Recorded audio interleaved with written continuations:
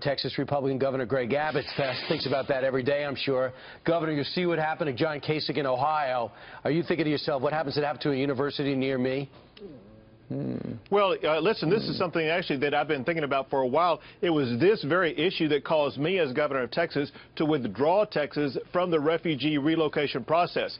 I predicted this was going to happen. Remember this, Brian, and that is this refugee from Somalia who made the attack on Ohio State initially came into the United States to Dallas, Texas. That's right. And because I knew that refugees were coming in from terrorist-based countries posing problems like this, I could not be an accomplice to importing terrorism into the United States of America.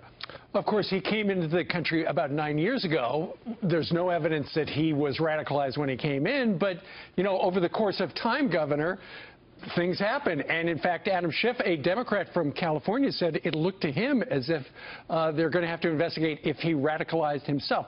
Obviously, the guy had a beef with the country.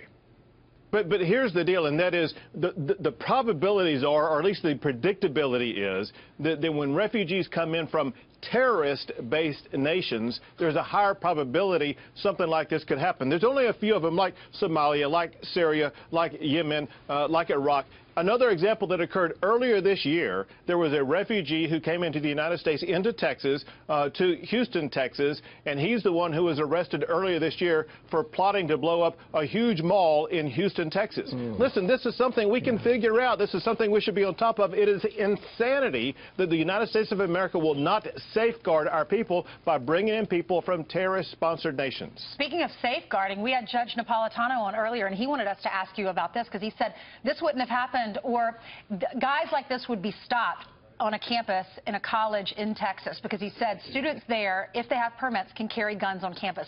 They can't do that in Ohio.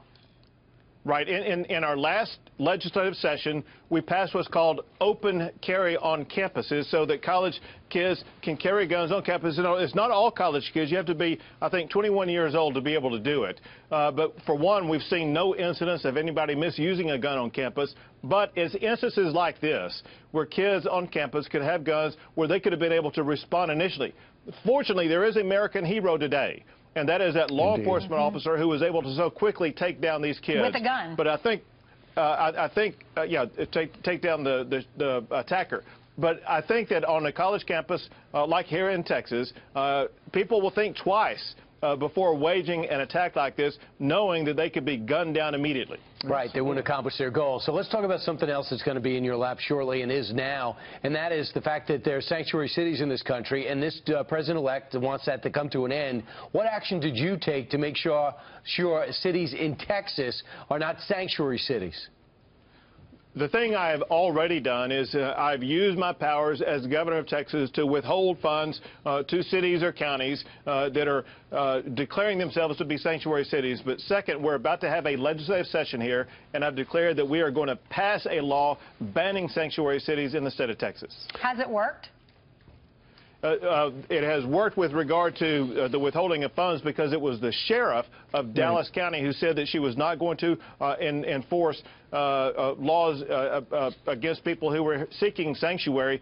And when she saw what my order was, she quickly backtracked on that. But when we pass a strong rebuke to sanctuary cities and ban sanctuary cities here in the state of Texas, the consequences will be so extreme for the cities and the counties, they will have to follow the law. And listen, all we're asking them to do is to follow and apply the federal law of the United States of America. And you know what, Governor, your job is going to get a lot easier because with Donald Trump, he's made it very clear he is anti-sanctuary cities. With Barack Obama, he was very pro-sanctuary cities, and so he's going to keep the money going to those sanctuary cities, the federal money, even if they are breaking federal law. But Donald Trump won't, and you won't either on the state level. Right, you are right. With President Obama, it's been like us governors having to push a big boulder up a steep hill.